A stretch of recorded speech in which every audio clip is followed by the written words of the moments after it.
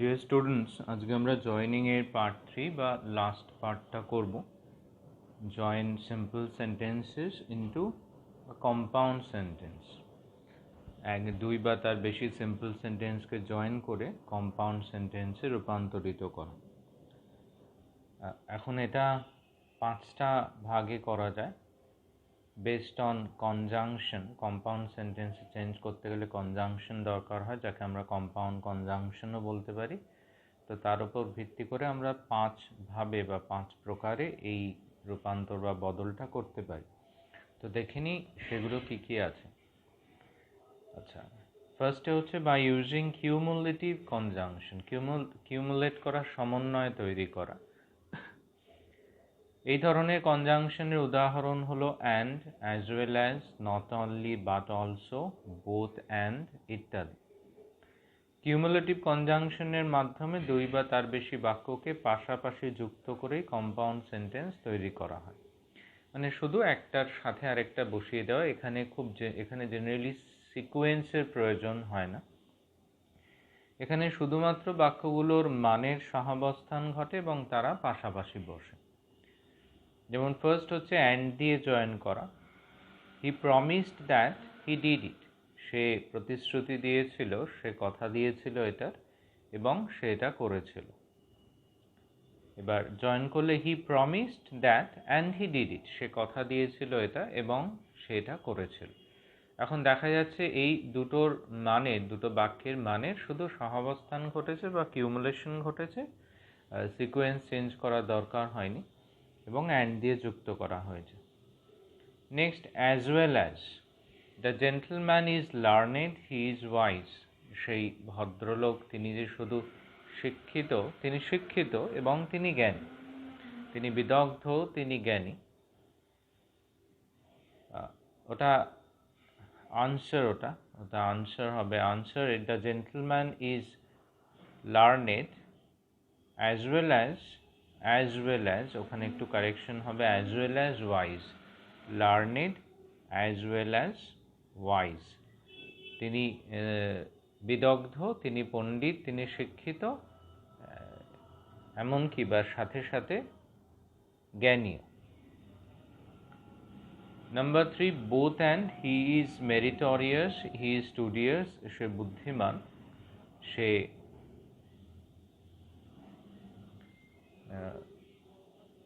Studious, পড়ুয়া। Answer, he is both meritorious and studious. এই যে বোথ অ্যান্ড দিয়ে জয়েন করা হলো, যে সে দুটোই, সে হয় বুদ্ধিমান, সে দুটোই বুদ্ধিমান এবং পড়ুয়া। বোথ অ্যান্ড দিয়ে জয়েন করা হলো। এখানে দেখা যাচ্ছে সেন্সগুলোকে শুধু পাশাপাশি নিয়ে এসে বসানো হচ্ছে, আর সেই অনুযায়ী লিঙ্কার ব্যবহার করা হচ্ছে। Not only but also. After Kalinga war Ashoka took up Buddhism, he gave up war. Kalinga যুদ্ধের পর অশোকা বুদ্ধিজম গ্রহণ করেছিল, সে যুদ্ধ ছেড়ে দেয়। Answer, after Kalinga war Ashoka not only took up Buddhism but also gave up war. এই নট অনলি বাট অলসো, শুধুমাত্র যে তিনি বুদ্ধিজম গ্রহণ করেছিলেন তা নয়, তিনি যুদ্ধ ছেড়ে দেন। আর খেয়াল রাখতে হবে, এই ধরনের কম্পাউন্ড কনজাংশন কিন্তু সবসময় একই ধরনের পার্টস অফ স্পিচের আগে বসবে। যেমন নট অনলিটা টুক আপ এই ভার্বের আগে বসেছে, মেন ভার্বের, তেমনি বাট অলসোটাও গেভ আপ এই মেন ভার্বের আগে বসেছে। Okay, next, by using alternative conjunction. Alternative, বিকল্প বা পরিবর্তে, এটা বা ওটা। তো এখানে এই কনজাংশনগুলো হচ্ছে আইদার অর, নাইদার নর, or else, or else, otherwise. এই কনজাংশনগুলো দিয়ে দুই বা ততোধিক বাক্যকে যুক্ত করে কম্পাউন্ড সেন্টেন্স তৈরি করা হয়।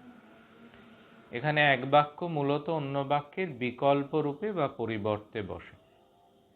যেমন অর দিয়ে যুক্ত করা হচ্ছে হারি আপ, তাড়াতাড়ি করো, the time will be over, সময় অতিক্রান্ত হবে। উত্তর, হারি আপ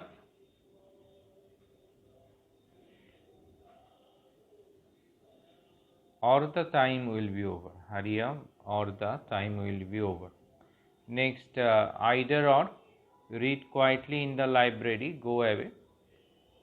Either or দিয়ে হয় এটা নয় ওটা। Read quietly in the library, লাইব্রেরিতে শান্তভাবে পড়ো, চুপচাপ পড়ো, শব্দ না করে পড়ো। গো অ্যাওয়ে, অথবা চলে যাও। আনসার হচ্ছে either read quietly in the library or go away, হয় শান্তভাবে পড়ো, লাইব্রেরিতে শব্দ না করে পড়ো, নতুবা অন্যথায় চলে যাও। Neither not, don't be a borrower, don't be a lender, মানে না ধার করো, না অন্যের থেকে ধার নাও, না অন্যকে ধার দাও। ডোন্ট বি আ বরোয়ার, ধার করো না। ডোন্ট বি আ লেন্ডার, ধার দিও না। এটা আমরা যেহেতু একটা ফ্রেজ হিসেবে, ইডিওমেটিক হিসেবে ইউজ করি, তাই এটাকে আমি ডাবল ইনভার্টেডের মধ্যে রেখেছি।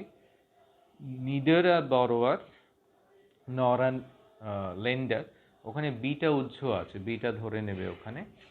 না এক মানে না ধার করা, না ধার দেওয়া, ওখানে বিটা উজ্জ আছে, তাই ইডিওমেটিক এক্সপ্রেশন বা ফ্রেজ হিসেবে ইউজ করা হয়। নিদার আ বরোয়ার নর আ লেন্ডার। আর আনসারের জায়গাগুলো কিছু কিছু জায়গায় অ্যান্ড হয়ে গেছে, ওটা ওই টাইপিংয়ের মিস্টেকে হয়েছে, ওটা ইগনোর করবে, ওটা আমাদের পড়ার মধ্যে আসছেও না। পারফেকশনের জন্য ঠিক করে দেওয়ার দরকার ছিল, কিন্তু আমি ভিডিওটা করার সময় ওটা দেখেছি, তো এটা ইগনোর করবে। নেক্সট, এলস দিয়ে অন্যথায়, immediately return my money, I will hand you over to the police, অবিলম্বে আমার অর্থ ফেরত দাও, আমি তোমাকে পুলিশের হাতে তুলে দেবো। ইমিডিয়েটলি বা immediately return my money, else অন্যথায়, I will hand you over to the police, অন্যথায় তোমায় পুলিশের হাতে তুলে দেবো। Next, otherwise, do your own cooking, নিজে রান্না নিজে করো। এনগেজ আ ক্যাটারার, একটা রান্নার লোক রাখো। Answer, do your own cooking, otherwise অন্যথায়, এনগেজ আ ক্যাটারার, অন্যথায় একটি রান্নার লোক রাখো, আদারওয়াইজ দিয়ে জয়েন করা হয়েছে। অ্যান্ড লাস্ট, নর দিয়ে জয়েন করা। He does not read properly, he does not obey, সে যথাযথভাবে পড়াশুনো করে না বা পড়ে না, সে কথা শোনে না। হি ডাজ নট রিড প্রপারলি, নর ডাজ হি ওবে। এখন এই ডাজ কেন ইনভার্সন করা হলো, ভার্বটা আগে আনা হলো, এখানে নটটা অ্যাডভার্বে কাজ করছে, এখন নেগেটিভ সেন্সে নটের কাজ করছে। হি ডাজ নট ওবে, তো সেই নটটার জায়গায় নর হচ্ছে। এখন যে অ্যাডভার্বটার সাথে যে ভার্বের রিলেশন আছে, ভার্বটা তার কাছাকাছি বসালে ভালো, তার সাথে অ্যাকোয়েন্টেন্স থাকলে ভালো, সেই কারণে নরের পরে ডাজটা বসানো হয়েছে। এটা আমরা ডিগ্রির ক্ষেত্রেও করি, কিছু কিছু সময় ডিগ্রি চেঞ্জের ক্ষেত্রেও এরকম করি। How happy he was, how happy was he, এখন হাউ হ্যাপি হি ওয়াজ, যেমন হ্যাপিটা এখানে অ্যাডজেক্টিভ, তাই ইউজ করা হয়নি। হাউ ফার উইল হি গো, তো এরকম অ্যাডভার্ব ভার্বের মধ্যে একটা রিলেশন তৈরি করার জন্য এরকম কাছাকাছি রাখা হয়। Next, by using adversative conjunction, adversative conjunction এর মধ্যে একটা বৈপরীত্য বা সেন্স অফ কন্ট্রাস্ট আছে। এগুলো হলো but, still, only, nevertheless, however, rather, এগুলো সব অ্যাডভার্সেটিভ কনজাংশন। এর মধ্যে দিয়ে দুই বা তার বেশি সিম্পল সেন্টেন্সকে যুক্ত করা যায়, যুক্ত করে অ্যাডভার্সেটিভ কম্পাউন্ড সেন্টেন্স তৈরি করা হয়। এর মধ্যে একটা সেন্স অফ কন্ট্রাস্ট লক্ষ্য করা যায়, যেমন বাট দিয়ে জয়েন করা হয়েছে, বাট। আচ্ছা, বাট আর ইয়েতে তফাৎ হচ্ছে, বাটেতে মূলত নেগেটিভ অ্যাপ্রোচ কিছু থাকলে, নেগেটিভ ইন কন্ট্রাস্ট থাকলে জয়েন করা হয় বাট দিয়ে, কিন্তু অ্যাফার্মেটিভ বা পজিটিভ ইন কন্ট্রাস্ট থাকলে আমরা ইয়েট দিয়ে জয়েন করি। যেমন he is a good boy, he is not sharp one. Answer, he is a good boy but not a sharp boy বা শার্প ওয়ান। ওকে, সে ভালো ছেলে বটে, কিন্তু তীক্ষ্ণ বুদ্ধি সম্পন্ন নয়। The girl is a slow student, she is a steady student. সে একটু মন্থর পড়ুয়া বটে, কিন্তু সে নিয়ম করে পড়ে। সে স্টেডি বলতে এখানে পড়ায় ফাঁকি দেয় না, অধ্যবসায় আছে তার পড়াশোনার মধ্যে। তাহলে the girl is a slow but steady student, slow but steady. এখন এখানে হচ্ছে নেগেটিভিটি বা নেগেটিভ সেন্স ইন কন্ট্রাস্ট বোঝানো হচ্ছে। এরপর ইয়েট দিয়ে আমরা দেখব অ্যাফার্মেটিভ বোঝানো হচ্ছে। The boy is blind, he has passed the exam creditably. সে অন্ধ, কিন্তু সে অত্যন্ত যথোপযুক্তভাবে দক্ষতার সাথে সে পরীক্ষায় উত্তীর্ণ হয়েছে। The boy is blind, yet he has passed the exam creditably. The boy is blind, yet he has passed the exam creditably. আচ্ছা, nevertheless এর ক্ষেত্রেও সেন্সটা তাই, the boy could not qualify for the joint entrance exam. He did not lose hope. সে joint entrance এক্সামে উত্তীর্ণ হতে পারেনি, সে মনের জোর হারায়নি। ডিড নট লুজ হার্ট, মন ভেঙে যায়নি, তার আশা হারায়নি। The boy could not qualify for the joint entrance once, nevertheless he did not lose heart. সে তৎসত্ত্বেও সে মন খারাপ করেনি, আশা হারায়নি সে। তো এখানেও দেখছি কন্ট্রাস্ট আছে। নেক্সট স্টিল দিয়ে, many animal species are getting extinct, অনেক জীবজ প্রজাতি তারা বিলুপ্ত হয়ে যাচ্ছে। We keep on killing them, কিন্তু আমরা তাদের হত্যা করেই চলেছি। জয়েন করছি কি করে, many animal species are getting extinct still, তৎসত্ত্বেও we keep on killing them, আমরা তাদেরকে হত্যা করে চলেছি। And only I am not upset, আমি আশাহত নই। I am just felt a bit let down, শুধু কোনো কারণে একটু খারাপ লাগা আছে, কোনো কারণে একটু খারাপ লাগা আছে বা আঘাত পেয়েছি। I am not upset only, I have just felt a bit let down.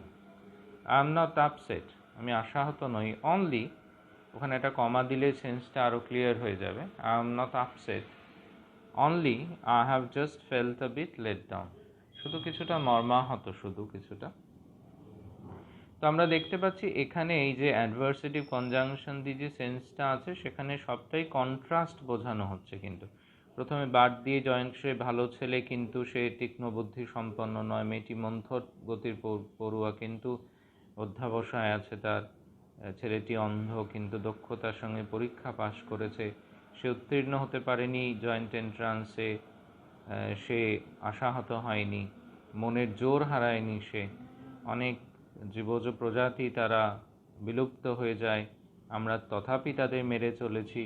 আমি আশাহত নই, তবে কিছুটা মর্মাহত বটে। তো এই যে সেন্টেন্সগুলোর মধ্যে কন্ট্রাস্ট থাকে, এবং সেক্ষেত্রে আমরা তাকে এই অ্যাডভার্সেটিভ কনজাংশন দিয়ে জয়েন করতে পারি। এটা এরমও খেয়াল রাখবে যে দো বা অলদো দিয়ে যখন আমরা কমপ্লেক্স সেন্টেন্স করি, যদি কমপ্লেক্স টু কম্পাউন্ড বা কম্পাউন্ড টু কমপ্লেক্স দেয়, তখনও কিন্তু এটা কাজে লাগবে, কারণ ওখানেও আমরা কন্ট্রাস্ট ধরে করি, অ্যাডভার্ব ক্লজ অফ কন্ট্রাস্ট। তো এই দুটোর মধ্যে ইন্টারচেঞ্জ হতে পারে। নেক্সট হচ্ছে হাউএভার দিয়ে, our English teacher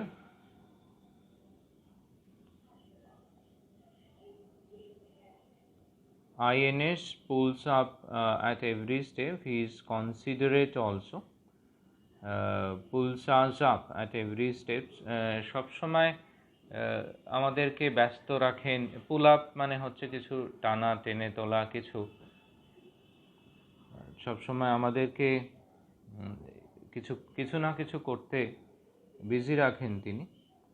he is considerate also, তবে তার মধ্যেও তার বিবেচনা আছে, মানে নানানভাবে আমাদের কাজ করতে বাধ্য করে, তবুও তার মধ্যে বিবেচনা আছে, তিনি বিবেচক তিনি। Our English teacher INS pools us up at every step, বাধ্য করেন প্রতি পদক্ষেপে আমাদের কাজ করতে। However he is considerate also, তবে তিনি বিবেচকও বটে। যদি একান্ত না হয় বা কারো কোনো সমস্যা হয়, সেটা যে একেবারে বিবেচনা করেন না তা নয়। Rather দিয়ে, humbleness in a person is not a fault. বিনম্রতা কোনো মানুষের মধ্যে সেটা ত্রুটি নয়। It is the supreme virtue, এটা সর্বোৎকৃষ্ট, সব থেকে ভালো একটি গুণ। আমরা মানুষের স্বভাব নরম স্বভাবের হলে তাকে হিউমিলিয়েট করার চেষ্টা করি, মনে করি সে দুর্বল, কিন্তু তা নয়। সে ভদ্র, সে বিনম্র, এটা কারো দুর্বলতা নয়, তার গুণের পরিচয়। Humbleness in a person is not a fault, rather বরঞ্চ it is the supreme virtue. Okay. Next হচ্ছে by using elative conjunction. ইলেটিভে রিজন বোঝানো হয়, এটা আমরা মনে মনে ভেবে রাখবো। যেগুলো আমরা অ্যাডভার্ব ক্লজ অফ কজ বা রিজন করি সেটা আমরা রিলেটিভ আর তার মধ্যে ইন্টারচেঞ্জ করতে পারি কমপ্লেক্স কম্পাউন্ড। এখানে লিঙ্কারগুলো হচ্ছে, কনজাংশন হচ্ছে therefore, so, and so, for, এই সকল কনজাংশনের মাধ্যমে আমরা দুই বা তার বেশি বাক্যকে কম্পাউন্ড সেন্টেন্সে যুক্ত করতে পারি। এই বাক্যগুলোর মধ্যে কার্যকারণ সম্পর্ক বা কজ এফেক্ট রিলেশন থাকে। ফার্স্ট হচ্ছে therefore, the businessman is honest, সে ব্যবসায়ী সৎ। হি মাস্ট প্রসপার, সে অবশ্যই উন্নতি করে বা করবে, সে অবশ্যই উন্নতি করবে। The businessman is honest, therefore he must prosper, সেই জন্য, সেই কারণে, এইভাবে আসে, সেই কারণে সে অবশ্যই উন্নতি করবে। সো বা অ্যান্ড সো দিয়ে জয়েন করা। I could not offer bribe, আমি ঘুষ দিতে চাইনি, পারিনি ঘুষ দিতে। আই লস্ট কন্ট্রাক্ট, আমি এই কাজের যে চুক্তি সেটি হারিয়েছি, সেটি আমাকে দেওয়া হয়নি।